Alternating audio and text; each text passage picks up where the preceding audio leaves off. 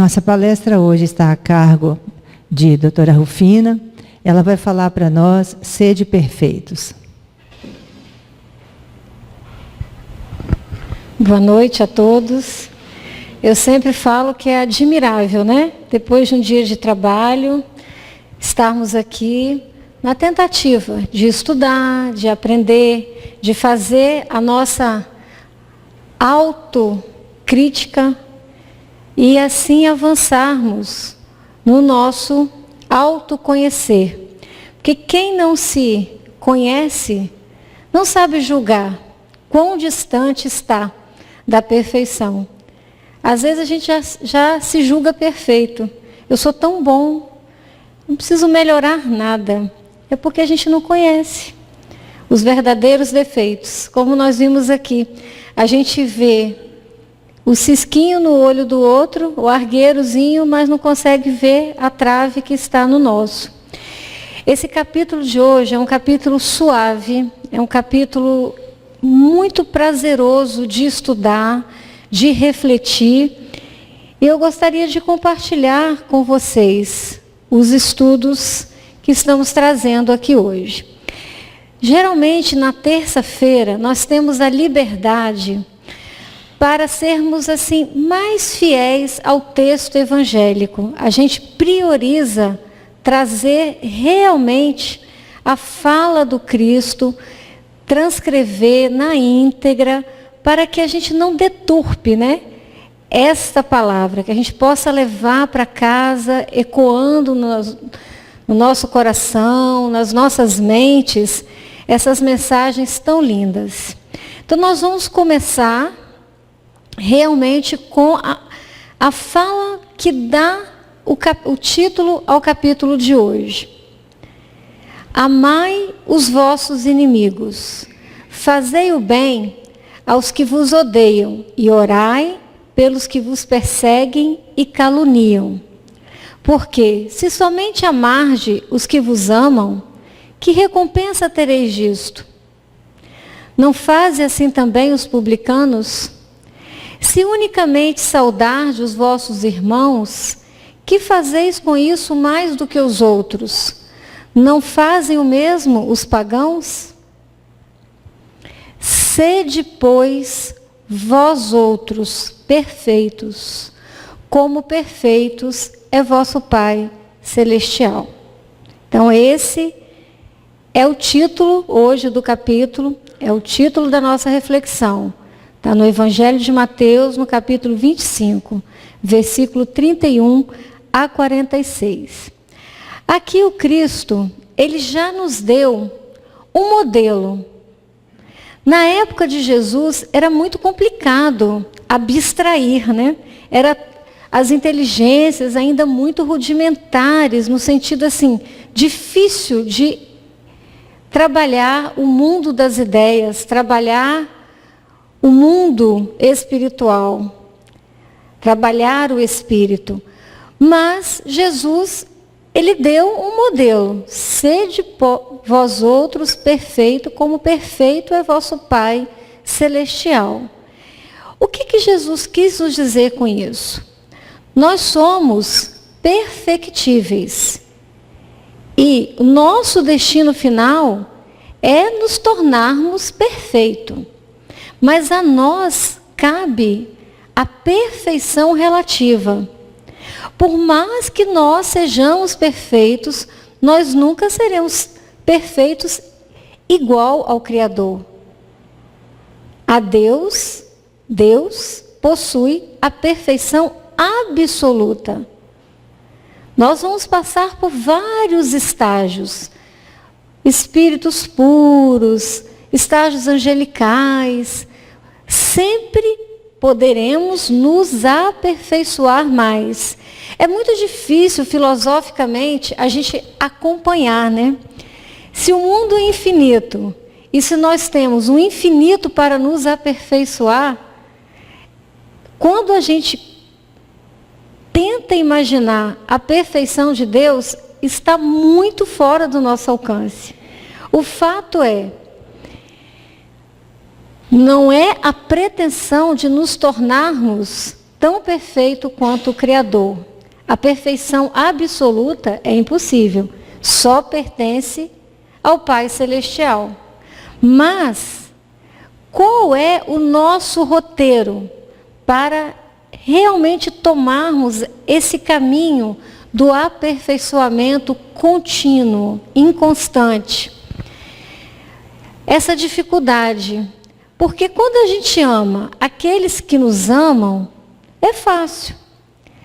Um amigo seu, ele não vai apontar os seus defeitos.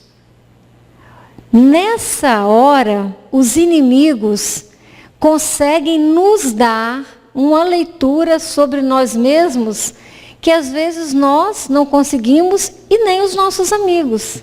Porque os nossos amigos, eles vão nos aceitar como nós somos. Ah, fulano é assim, mas eu gosto muito dele, tenho grande afeição. Às vezes o amigo não vai sentar com você e falar, olha, isso, você tem que reavaliar. Mas a sua inimizade, ela vai ressaltar os seus pontos fracos, a sua fragilidade. Quando a gente tem alguém, alguma animosidade, alguma antipatia, e que a pessoa realmente emite um juízo de valor sobre nós, é bom que prestemos atenção, porque ela faz uma avaliação sem filtro. E essa tentativa de amar os inimigos, para a gente, no atual estágio evolutivo, é algo ainda muito difícil. A gente não consegue perdoar, nem conviver, nem ter perto, ainda mais amar. Mas se você não desejar nenhum mal, não tiver o desejo de retribuir o mal que você julga que ele te fez, também com o mal, se você desejar nas suas preces que ele encontre a paz, que ele seja feliz, você já está ingressando nessa direção. E fazer o bem a essas pessoas que nos odeiam. Fazer o bem àqueles que nos amam também não é tarefa difícil, né? Rezar por todos que estão aqui no Tomé, a nossa comunidade, com quem nós temos afinidade, isso é fácil. O desafio é a gente tentar colocar em prática todo esse movimento de perdão, de afeto, de compreensão, de indulgência com os nossos desafetos. Mas se queremos nos denominarmos cristãos e mais ainda, sermos bons cristãos, temos que nos esforçar para isso. Por quê? Amar os que nos amam. Orar por todos da nossa comunidade, isso aí, ele citou na época, né, os publicanos, os pagãos. A gente poderia falar hoje, os ateus, os políticos, eles também podem fazer isso. Nós temos que ser diferentes. Temos que dar um exemplo um pouquinho mais avançado no sentir e no agir. Então, o máximo da perfeição para nós aqui, no nosso atual estágio evolutivo, encarnados hoje, é praticar a caridade. Quem pratica a caridade, quem vive a caridade, por si só já está praticando muitas virtudes, muitas características do homem de bem. Para ser caridoso e vivenciar a caridade, você já precisa de um conjunto de virtudes. A melhor receita é essa, a melhor bússola que vai apontar a direção desse caminho da perfeição é essa vivência da caridade. E essa luta constante, perene, ferrenha, contra os nossos vícios e os nossos simples defeitos. Nós temos que ter o propósito, no dia de amanhã, eu serei melhor do que no dia de hoje. O que eu fiz hoje, o que eu falei hoje, qual fala minha, qual atitude minha, que eu não quero repetir amanhã. Isso é uma dinâmica, um exercício que nós temos que fazer, uma reflexão, uma meditação ao final do nosso dia. e tentarmos para que o dia seguinte seja um dia mais perfeito. Eu juro que eu ia tirar esse slide. Estou tentando reduzir os slides, mas o texto é tão bonito. Quando o Evangelho cita aqui as características do homem de bem e explica, fundamenta por que essas características são importantes, que eu não consegui tirar esse slide. Às vezes, quando a gente imagina Deus todo perfeito, a perfeição absoluta, nós nos sentimos tão diminuídos e tão distantes que a gente fica um pouco perdido, né? Eu quero me aproximar dessa perfeição, mas para mim é algo ainda tão inatingível que eu não sei por onde começar. Então, por isso que eu mantive esse slide, que vocês vão ver que não é nada impossível, mesmo para nós, espíritos ainda ignorantes, cheios de mazelas e defeitos. O homem de bem, diante das dores e decepções da vida, não sai culpando, colocando a culpa nos outros ou no próprio Deus, não. Reconhece que essas dificuldades, esses desafios, são provas, são ajustes dentro da lei divina, da lei de causa e efeito. E que você já está contando com a misericórdia divina no pagamento do seu débito. Com certeza, você está pagando 1/100, 1/1000 da sua dívida inicial. Diante de seus beneficiários, não espera recompensa. É fazer o bem pelo bem. Às vezes nós ajudamos e depois a gente fica bravo. Nossa, mas fulano é tão ingrato. Não reconhece tudo que eu fiz. Mas você fez esperando o reconhecimento ou você fez pela realmente satisfação de fazer e porque você podia fazer naquele momento, aquele ato benemérito? A gente tem que pensar nisso. Faça o bem pelo bem. Não chame ninguém de ingrato. Você fez porque você podia fazer, poderia naquele momento contribuir para tornar aquela determinada circunstância, aquela vida melhor. Se você ficar olhando para trás, esperando a gratidão, você vai se frustrar e talvez não vai replicar essa atitude benéfica novamente. Faça o bem pelo bem, sem esperar recompensa, elogios. O homem de bem, diante da necessidade do próximo, ele vai se colocar em condição de prestar serviço, de alguma forma, de ser útil. Se eu não posso dar nada material, mas eu estou vendo aqui uma necessidade, eu posso orientar essa família que passa por uma dificuldade, eu posso tentar conseguir uma entrevista de emprego, ligar para alguém, um contato.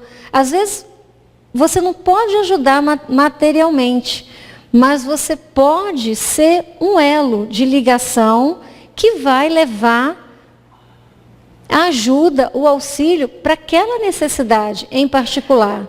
E hoje nós vivenciamos uma necessidade diferente. As pessoas hoje têm necessidade de diálogo. As pessoas hoje têm necessidade de um ombro amigo para conversar. Eu tenho reparado como que no consultório as pessoas têm chegado mais cedo para papear. Aí fica uma contando para a outra e ouvindo o conselho, eu falo, gente, que carência. Que carência. Porque hoje nós não conversamos, né? Nós trocamos o WhatsApp.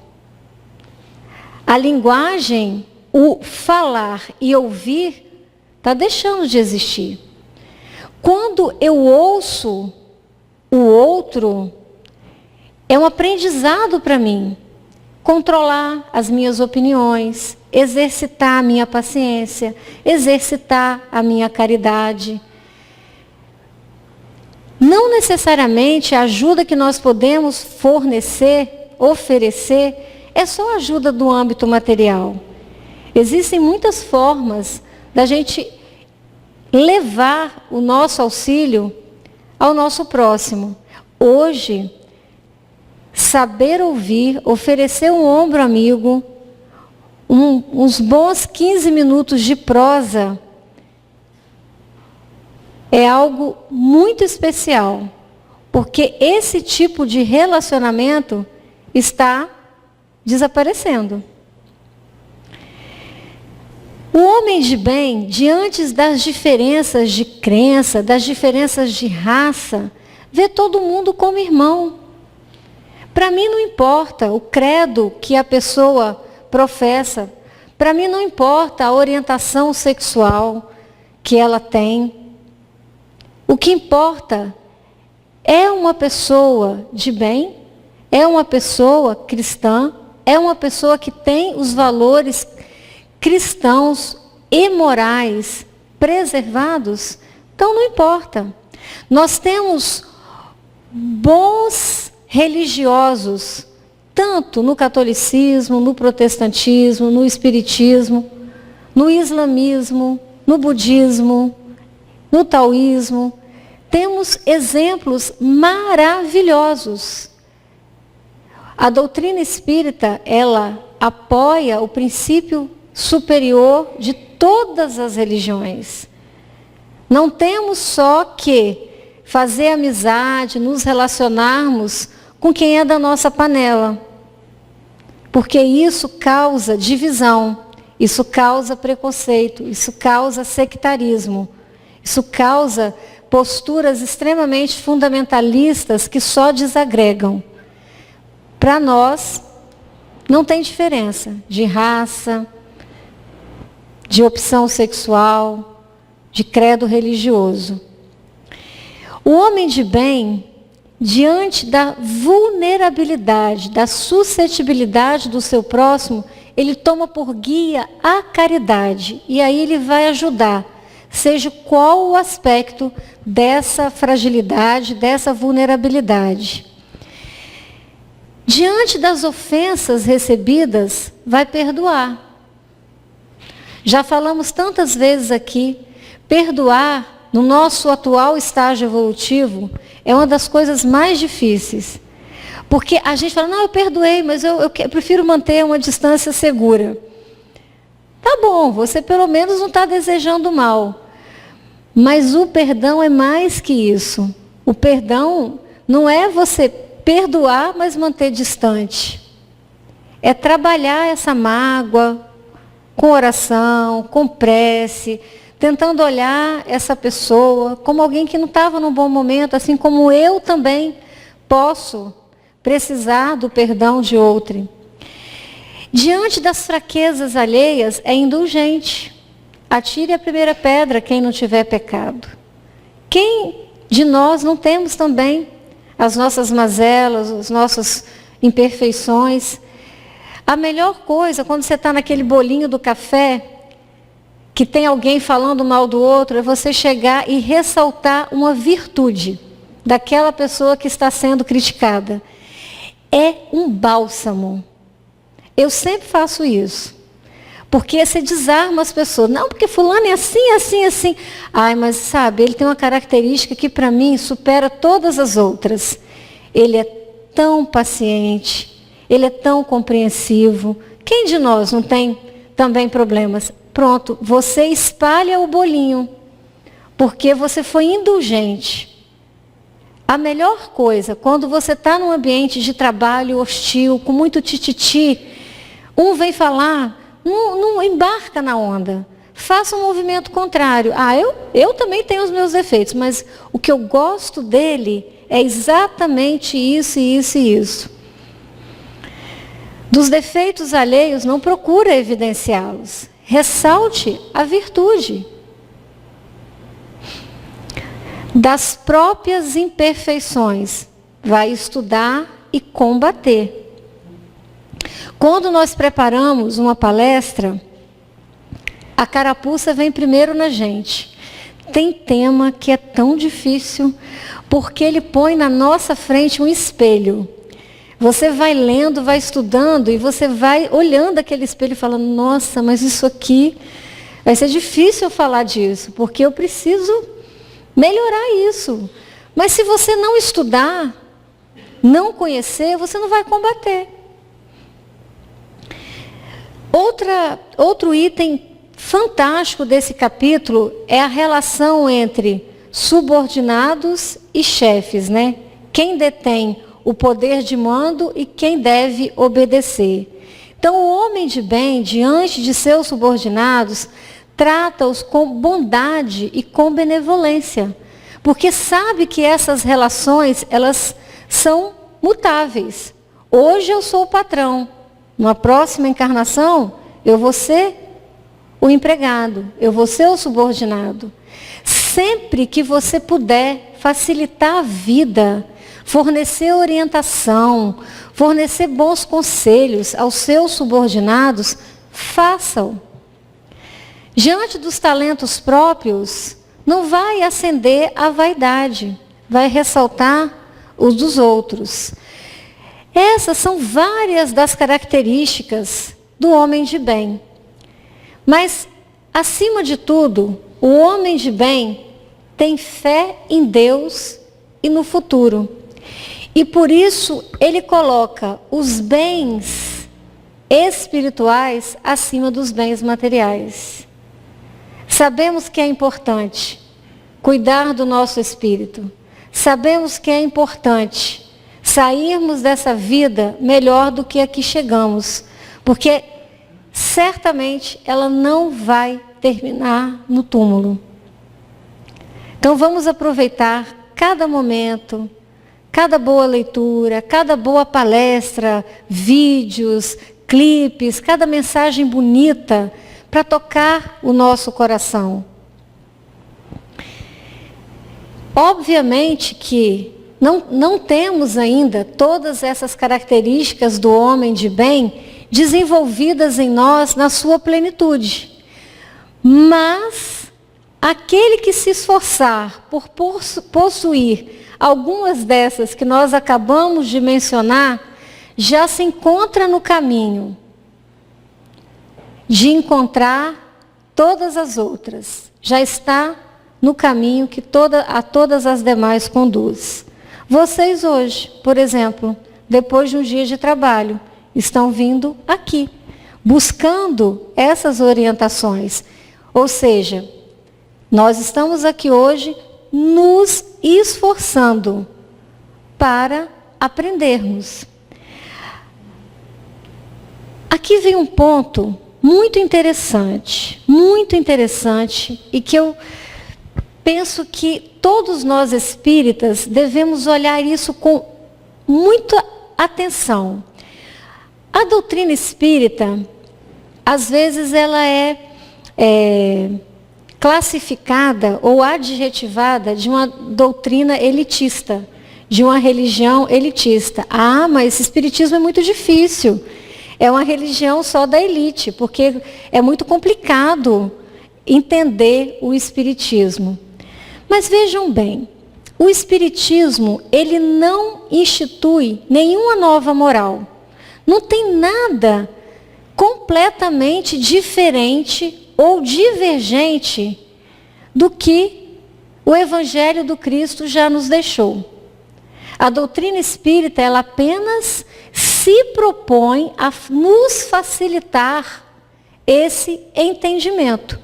É o Consolador prometido que veio nos mostrar hoje o que nós não tínhamos condição psíquica, intelectual, para aprendermos há 2000 anos. Essa capacidade de abstração, de raciocínio, de reflexão, de entender um mundo não material, de entender o microcosmo, além do macrocosmo. A ciência nos facilitou muito. Hoje nós sabemos da energia quântica, nós sabemos dos átomos, dos elétrons. Tem muito mais elemento para a nossa cabeça hoje entender o mundo espiritual. O interessante é que essa compreensão da moral cristã à luz do espiritismo, ela não depende da intelectualidade. é algo inerente a quem já possui a maturidade do senso moral.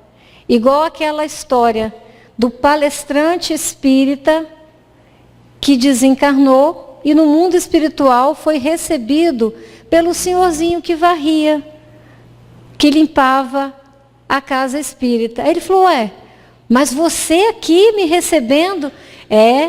Eu coloquei em prática tudo aquilo que o senhor me ensinou. Essa sabedoria, ela independe dos bancos escolares. É algo que a gente traz, às vezes, do próprio espírito. Às vezes a gente não nasce numa família espírita. A gente nasce numa família com a religião completamente diferente. E quando nós nos percebemos, nós estamos no caminho da reencarnação, no caminho do questionamento, porque aquilo já nos fala fundo ao coração. Meu avô contava uma história minha, porque eu sempre tive uma inquietude, um questionamento imenso. E às vezes eu deixava os meus pais, lavradores da zona rural, extremamente em apuros, que eles não tinham elementos para lidar com tanta pergunta. Aos 5 anos, minha mãe disse que estava rezando comigo, e quando ela terminou de rezar, eu falei assim, mãe, olha bem, se Eva era a única mulher e Adão era o único homem, esse filho dela casou com quem para começar a nascer gente no mundo? Aí a minha mãe falou assim, eu não sabia o que te responder, você tinha 5 anos e tudo você questionava. Isso é algo que a gente traz. Independe do banco escolar. Kardec tem um artigo numa revista espírita que ele diz que quando a América foi catequizada e quando chegaram aqui os primeiros espíritas, ainda para falar de espiritismo, de reencarnação, para povos muito simples, selvagens, um índio estava prestando atenção sobre uma explicação que nós habitamos este mundo várias vezes e voltamos em diversas posições. E que ao final da leitura, o índio chegou e falou, eu entendi. Então, eu não posso guerrear contra o homem branco, porque certamente ele é meu irmão. E eu posso nascer do lado de lá e ele do lado de cá. Um aborígene, um ser primitivo, ele conseguiu dar o start e perceber que não precisamos estar em lados opostos, brigando. Porque no final das contas, somos todos filhos do mesmo pai, que às vezes voltamos aqui com lugares, com posições trocadas. Essa compreensão da moral cristã à luz da doutrina espírita independe da idade cronológica, independe do grau de escolaridade. Às vezes, numa fala de uma palestra, se nós fizermos uma enquete ali na saída, 100 pessoas aqui dentro, cada uma sentiu ser tocada de uma forma diferente. Não há dificuldade nisso, não há misticismo nisso, e não há impedimento para que nenhum de nós se interesse em estudar os ensinamentos do Cristo. Não precisamos ser catedráticos. Se às vezes nós achamos um determinado livro espírita difícil no vocabulário, nós temos 10 obras diferentes falando do mesmo assunto. Às vezes escrita de uma forma mais leve, mais suave. Não nos falta material nem ferramenta para estudarmos. E quanto aos bons espíritas, se queremos ser homens de bem, bons cristãos, temos que ser bons espíritas. E como deveríamos ser reconhecidos? Qual deveria ser a nossa distinção? A nossa transformação moral. O esforço que nós devemos empregar dia a dia para domar as nossas más inclinações. Então, assim é que deveriam ser reconhecido o bom espírita, aquele que realmente está numa luta perene consigo mesmo, com ele mesmo, para se tornar cada dia mais perfeito. Bem, esse capítulo eu não poderia deixar de falar da parábola do semeador, que está presente nesse capítulo. Essa parábola, ela é muito importante no messianato do Cristo, porque ela abre o ciclo de parábolas. Ela é tão importante que ela está nos 3 evangelhos sinópticos e também no evangelho apócrifo de Tomé. Todo mundo sabe a diferença entre evangelho sinóptico, canônico e evangelho apócrifo? Falar rapidinho. Os evangelhos sinópticos são aqueles reconhecidos pela igreja. Também são chamados canônicos, que foram escritos na época do Cristo, com testemunha direta dos seus apóstolos, dos seus discípulos. São os evangelhos oficiais. Sinópticos porque eles fazem uma sinopse da vida do Cristo. Se nós colocarmos 4 evangelhos, principalmente os 3 primeiros, nós vamos traçar paralelos idênticos. A mesma descrição, às vezes a mesma frase, são sinopses que são muito semelhantes. Mas também existem textos de uma riqueza, de uma profundidade imensa. Alguém aqui já teve oportunidade de ler algum dos evangelhos apócrifos? Assim, de curiosidade? Eu fui presenteado por um amigo com uma coletânea desses evangelhos apócrifos.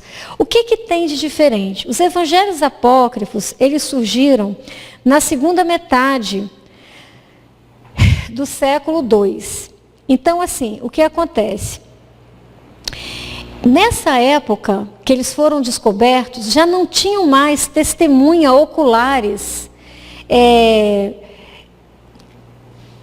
ou pessoas que tivessem convivido com Cristo para realmente confirmar a veracidade dos fatos.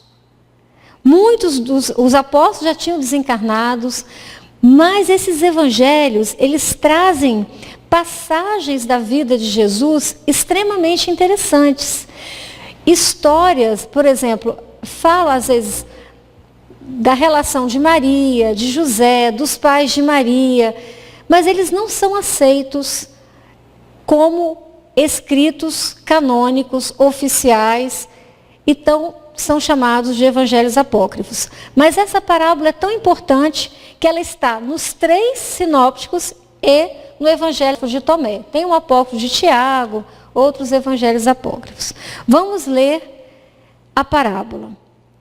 Naquele mesmo dia, Jesus saiu de casa e assentou-se à beira-mar. Reuniu-se ao seu redor uma multidão tão grande que ele teve que entrar num barco e ele falou de dentro do barco para quem estava na praia. E aí ele contou essa história. Eis que o semeador saiu a semear. E semeando, uma parte da semente caiu ao longo do caminho. E os pássaros do céu vieram e a comeram. Outra parte caiu em lugares pedregosos, onde não havia muita terra. As sementes logo brotaram, porque carecia de profundidade a terra onde haviam caído. Mas, levantando-se ao sol, o sol as queimou. E como não tinha raízes, secaram. Outra parte caiu entre espinheiros. Estes, crescendo, as abafaram. Outra, finalmente, caiu em terra boa e produziu frutos, dando algumas sementes 100 por 1, outras 60 e outras 30. Ouça quem tem ouvidos de ouvir. Ou seja, quem tem a maturidade do senso moral para entender o que eu estou querendo dizer com isso. Como eu já disse, está no Evangelho de Mateus, mas também no de Marcos e de Lucas. Em Mateus, capítulo 13, versículo 1 a 9. Qual a explicação dessa parábola? A gente fala que as parábolas, assim, se nós olharmos, é igual um iceberg. Se nós não detivermos só o que está na superfície, a gente não consegue alcançar o conhecimento imenso que está subtendido, que está na profundidade. O semeador dessa parábola, evidente, era Jesus. E ele mesmo a explicou aos discípulos. A semente é a palavra, é o ensinamento. A semente é boa sempre. A semente não tem defeito. Aqui, nessa parábola. Temos que ter cuidado com essa semente. Porque muitos pegam de uma semente pura, genuína, extremamente pungente de vitalidade e a deturpam. Deturpam a palavra, deturpam a mensagem com interesses secundários. Mas a semente é sempre boa. Se houve alguma modificação, ela foi adulterada depois de produzida. Por que a colheita é tão diferente? 30, 60 por 1. Por quê? Porque os solos são diferentes. Os solos aqui somos nós, os espíritos. As pessoas não são iguais. Cada uma está num determinado grau de evolução, de amadurecimento do senso moral. Ela vai compreender de forma diferente. É o que a gente fala, não adianta apressar o curso das águas. Tem curso de água que vem numa corredeira, numa cachoeira, despenca 10 metros, rapidinho chega no oceano. Aí também tem aquele regatinho, né, preguiçoso, que sobe a montanha, dá a volta, vem devagarinho, mas ele também vai chegar no mar. Porque o destino de todo o curso d'água é chegar no mar. Uns vão chegar mais rápido, outros vão dar mais volta, mas todos chegarão. Quando eu estudei esse capítulo a primeira vez, calou fundo em mim, porque eu tinha algo que me incomodava. Eu sempre achava que as pessoas tinham que estar dispostas a evoluir, a querer mudar a sua situação. E a gente, às vezes, você quer imprimir numa pessoa um ritmo que ainda não é o dela. Não é assim? Você quer que a pessoa estude, você quer que ela faça uma pós-graduação, você quer que ela faça um curso técnico, você quer que ela mude, mas ela está feliz ali, daquele jeito. Então nós temos que respeitar isso. Tem pessoas que vêm na casa espírita 2 vezes na semana, tem outra que vem 1 vez por mês. Nós temos que respeitar a velocidade de cada um.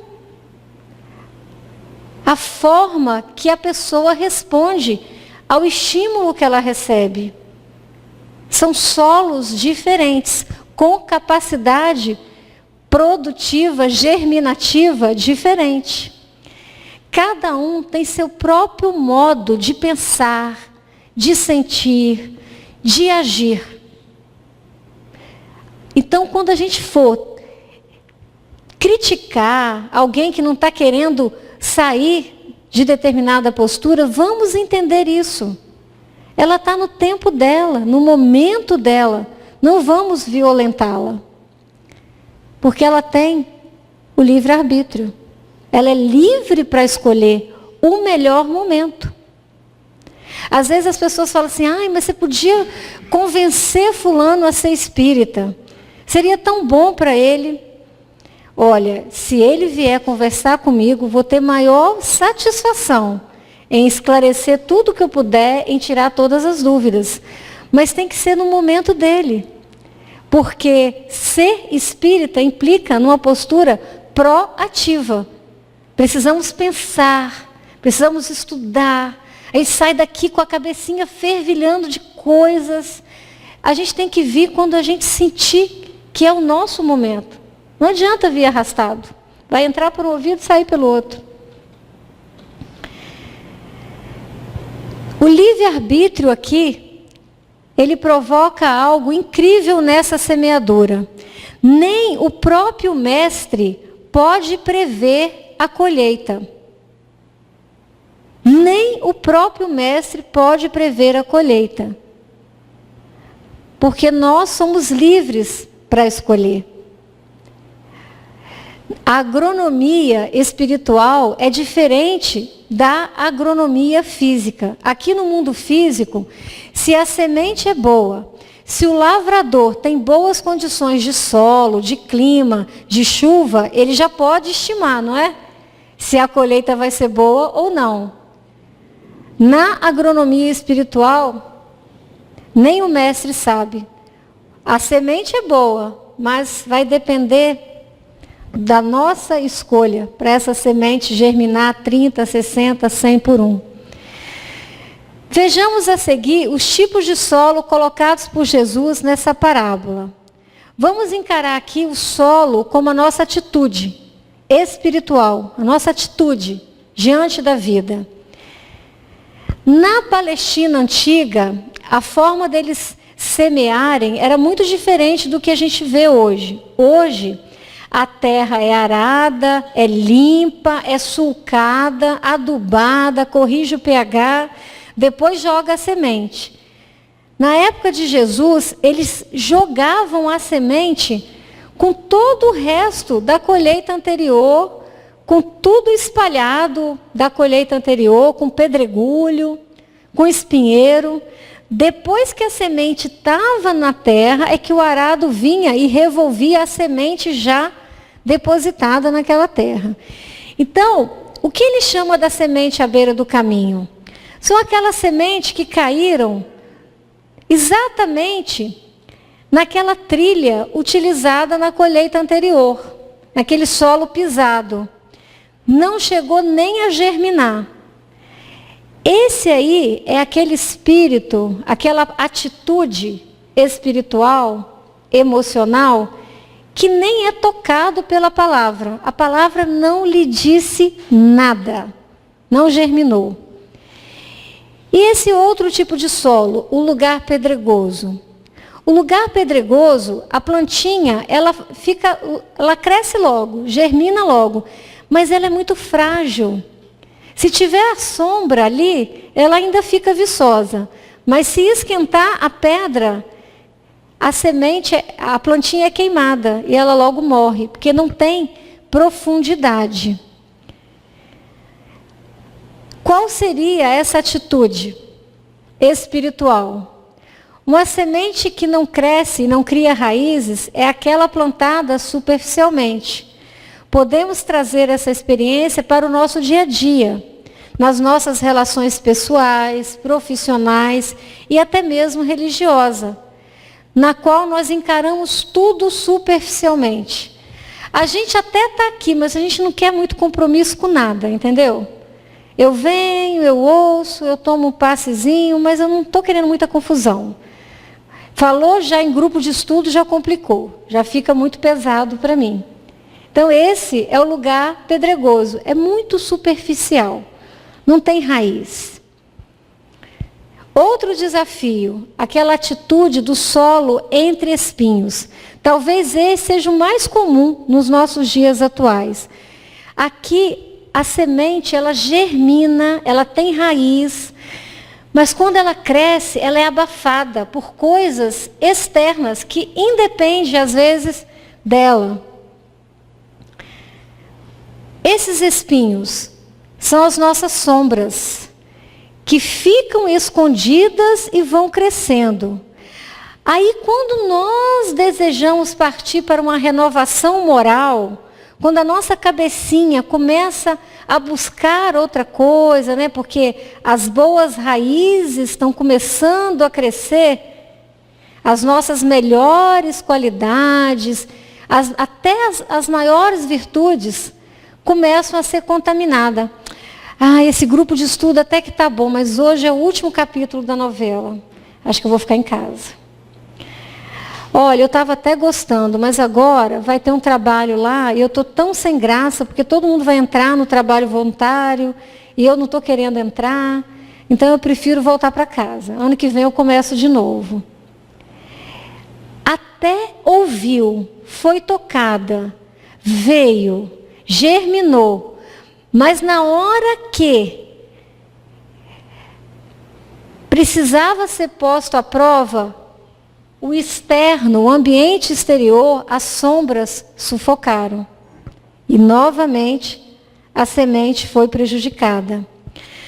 Toda vez que a pessoa tenta a conscientização íntima, o encontro com o eu profundo, a busca interior, as sensações predominantes nas paisagens físicas perturbam-lhe a decisão, impedindo a experiência. Quando a gente realmente está determinado a fazer esse encontro, essa busca, ainda tem muita coisa que nos prende, muitas paixões, muito apelo do mundo externo. E isso, às vezes, continua sendo um obstáculo no nosso avanço. Mas, é como nós já dissemos aqui, tudo é uma questão de prioridade. Temos que colocar isso. O que é prioridade? A terra boa, finalmente, a boa colheita. Nada acontece de uma hora para outra. Vocês não vão esperar que, saindo daqui hoje, já seja esse campo de trigo, extremamente pujante. Nós vamos passar por todos esses estágios. Acho que à beira do caminho nós já passamos. Estamos aqui hoje. Já saímos da beira do caminho. Agora temos que transitar entre o solo pedregoso, os espinheiros, mas lembrando que é preciso esforço da nossa parte para que consigamos transformar nossas feridas em pérolas. É preciso deixar que todos os ensinamentos nos penetrem verdadeiramente, para que, ao absorvermos, possamos partir para a vivência no dia a dia. Como que eu vou vivenciar algo que eu ainda não estou sentindo? Como eu vou sentir algo que eu ainda não conheço? Estão conseguindo acompanhar? É tudo um crescendo, é gradual. Primeiro eu preciso conhecer, sentir, absorver, vivenciar. Aí a gente vai fazer com que os espinhos caiam e deixem os frutos bons das boas sementes crescerem e se multiplicarem, dando frutos 100 por 1. Hoje vocês já estão aqui. Então vocês já estão conhecendo a mensagem, já estão sendo tocados por a mensagem. Olha que legal, o quanto que nós já avançamos. Já saímos da barbárie, da selvageria. Temos um longo caminho pela frente, mas estamos na direção correta. Isso aqui é só que a gente gosta de dar essa puxadinha para os espíritas, né? Existe uma analogia também desses solos com os diversos tipos de espíritas. Então, quais seriam nós, os espíritas, ao longo do caminho? Seriam aqueles espíritas que se prendem apenas aos fenômenos materiais e nenhuma consequência, nenhum aprendizado tiram deles.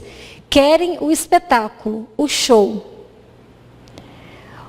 Espíritas que seriam o lugar pedregoso. Preocupam-se com o brilho nas comunicações, nas apresentações. Querem uma palestra realmente tecnológica, bem elaborada, mas após ouvi-las, conservam-se frios e indiferentes. Raiz nenhuma dessa mensagem. Entre os espinhos, seriam aqueles espíritas que reconhecem e admiram os bons conselhos, para serem aplicados nos outros, não em si próprios. E quais seriam os espíritas comparados à terra boa? As instruções dos espíritos são quais sementes que caem em terra boa e frutificam. São aqueles que conseguem ouvir, conhecer, sentir e vivenciar, colocar em prática. Bem, como eu tenho 5 minutinhos, eu vou passar rapidamente pelos itens que tem nesse capítulo, que não vai dar para a gente distender tanto.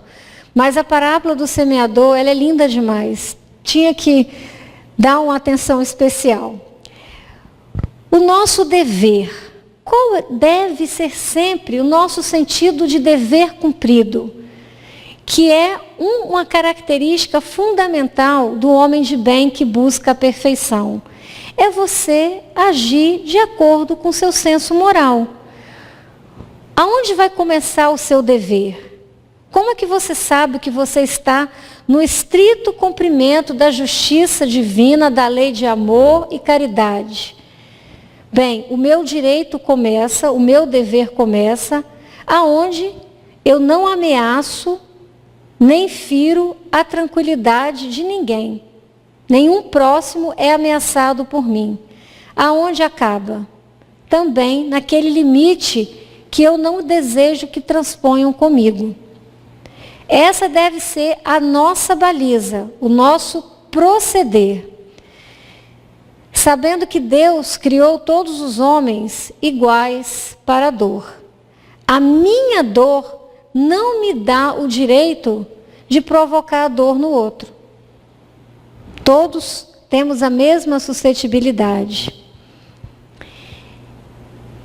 E a virtude? Como nós devemos cuidar, apresentar? A virtude real, ela é desinteressada. Não estou fazendo nada para os holofotes me iluminarem ou para esperar reconhecimento. Desinteresse e esquecimento de si mesmo. A virtude falsa. Não, eu vou ajudar isso aqui, porque de repente na próxima eleição eu já posso ser um líder comunitário, aí eu vou virar um vereador, depois um deputado, bababá, bababá. A pessoa está ajudando a comunidade, mas para erguer uma estátua, a própria virtude. É uma virtude falsa, interesseira. E essa frase é muito inteligente. Mais vale pouca virtude com modéstia do que muita com orgulho. Isso a gente tem que sempre pensar. É melhor que nós saibamos a nossa pequenez, saibamos o nosso lugar, do que a gente se julgar melhor do que realmente é. Só para lembrar naquilo que eu disse da relação, né? Subordinado e empregador. Quem detém a autoridade é como a fortuna. A autoridade não é um direito, uma propriedade, um privilégio. Não é um bem inalienável. Não é uma superioridade real, é transitória.